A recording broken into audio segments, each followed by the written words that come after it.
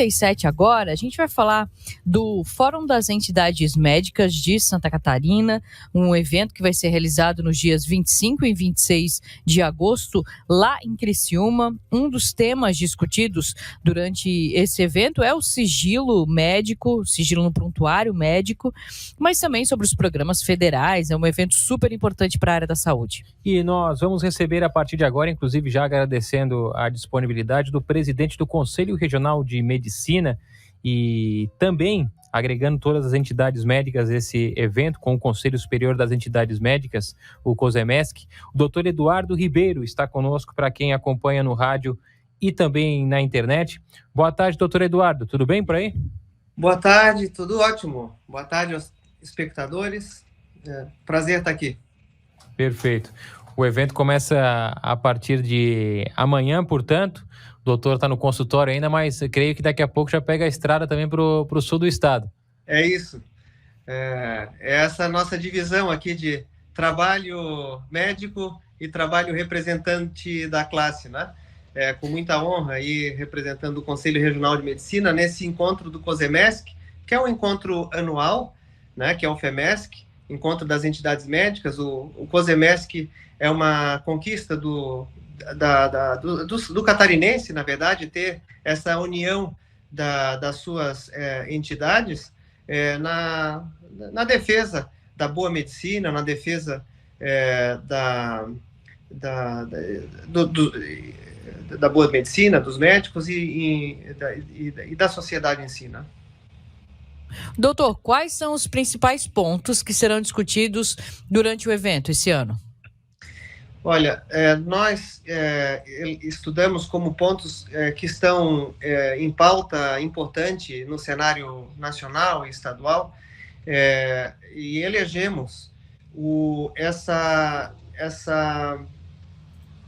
dificuldade que está posta relacionada ao sigilo do prontuário médico e muitas vezes a necessidade do prontuário médico para instrução de processo, instauração de processo de investigação da polícia, né? Então, muitas vezes é solicitado o prontuário para o diretor técnico de um hospital ou para o médico, pelo Ministério Público ou por um delegado de polícia. Isso tem sido motivo de conflitos aqui no estado, no Brasil todo. Há um entendimento nosso do Conselho que o sigilo, o direito à intimidade, o sigilo daquela informação é um direito do paciente que ele não pode ser violado, né? O Ministério Público e a polícia têm um entendimento que eles têm também o dever do sigilo. Então isso transfere esse dever do sigilo para eles, com eles muitas vezes precisando instruir algum processo, por exemplo, algum processo criminal. Isso tem decisão judicial a favor de um ou outro lado. Tem uma decisão judicial recente do Supremo Tribunal Federal que coloca o sigilo médico como realmente um direito que só via judicial ou se o paciente autorizar poderia ser quebrado, né? Nós médicos temos a preocupação de que a transferência do sigilo possa interferir na nossa relação médico-paciente. Existem informações que o paciente nos relata que são importantes para nós conseguirmos cuidar dele e que ele não deseja que essas informações sejam compartilhadas, né?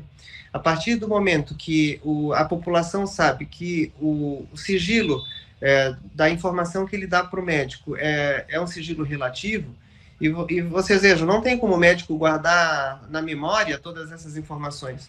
A informação de uma consulta médica acaba sendo registrada no prontuário médico, né? Então, a partir do momento que a população fica sabendo que aquele sigilo é relativo, ela pode não querer compartilhar. Vocês imaginam cidades pequenas, né? Isso pode interferir no cuidado de saúde dessas pessoas. Então, esse é o nosso alerta. E a gente quer levar isso à discussão para o objetivo sempre de se chegar a entendimentos A gente tem muito apreço e muito respeito por todo o trabalho da polícia e do Ministério Público, e claro que tem responsabilidade e quer que não gostaria de interferir, né, no bom trabalho deles, né? Agora, desculpa, presidente, só para incluir nessa questão também a questão do sigilo médico, porque na questão do sigilo do prontuário médico, porque a gente tem uma lei que dá garantias, né? Mas por que ainda resta algum tipo de dúvida? Ou os próprios médicos, eles buscam constantemente os conselhos com esse tipo de dúvida ainda? Está bem enraizado na classe médica que o sigilo médico ele é um dogma da profissão, isso é uma coisa hipocrática, isso é sagrado. Você não pode compartilhar informações que foram reveladas para você numa consulta médica. Isso, quer dizer, historicamente é assim. A lei, no nosso entendimento, garante esse sigilo, mas existe lei também que diz que o Ministério Público, por exemplo, e a polícia pode requisitar documentos, e eles interpretam o prontuário médico como um documento. Então, e aí tem uma discussão jurídica, constitucional, sobre direito à segurança, claro, e o direito à intimidade, né?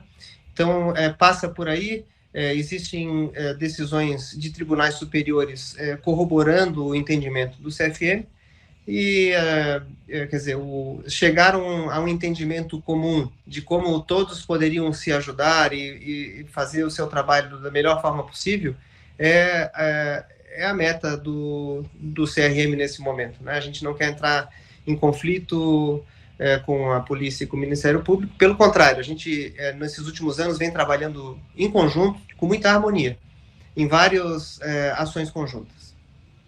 E também durante o fórum, durante o evento, serão apresentados os posicionamentos da Polícia Civil, também do promotor de justiça, até para se chegar num melhor entendimento, né?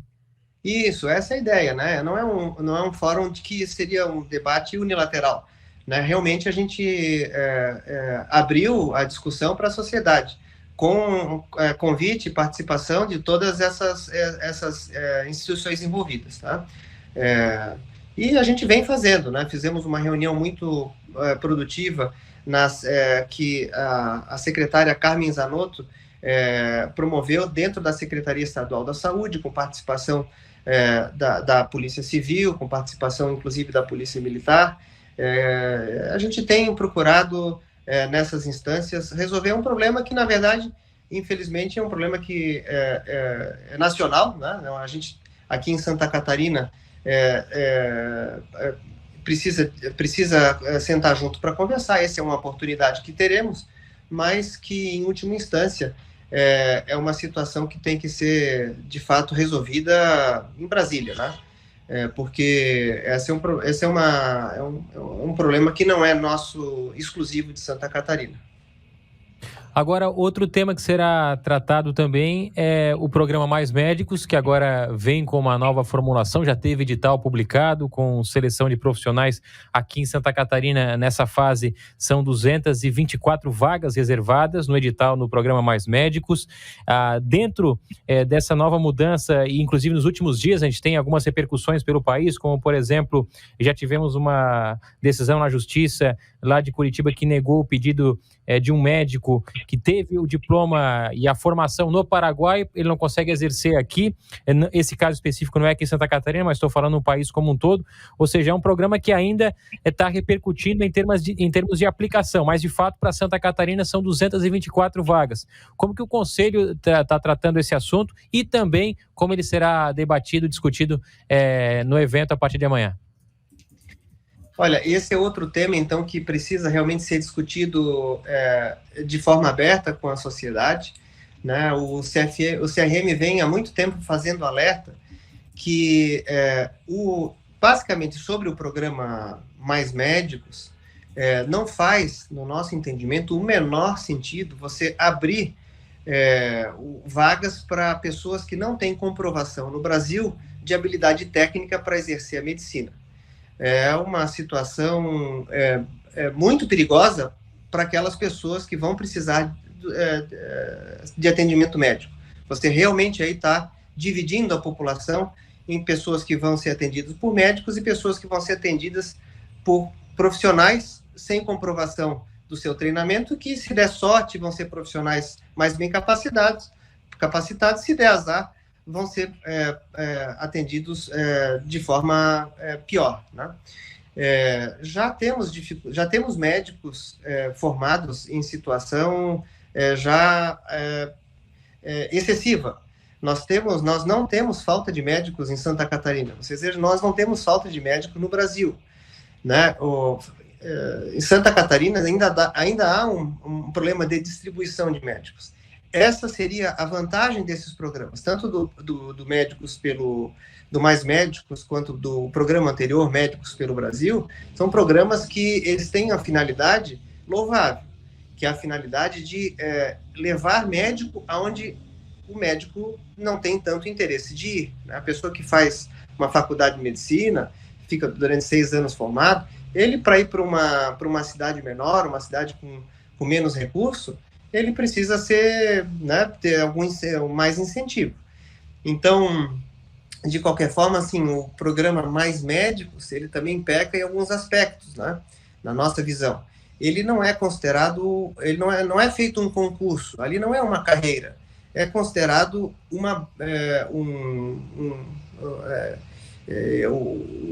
médico que está nesse programa, ele recebe uma bolsa, é uma bolsa do MEC, é uma bolsa por um tempo limitado, né? Então isso também já dificulta, né? De qualquer forma, nós temos o número de faculdades formando médicos hoje no Brasil, foi uma explosão de número de faculdades, com o número de médicos recém-formados gigante, né?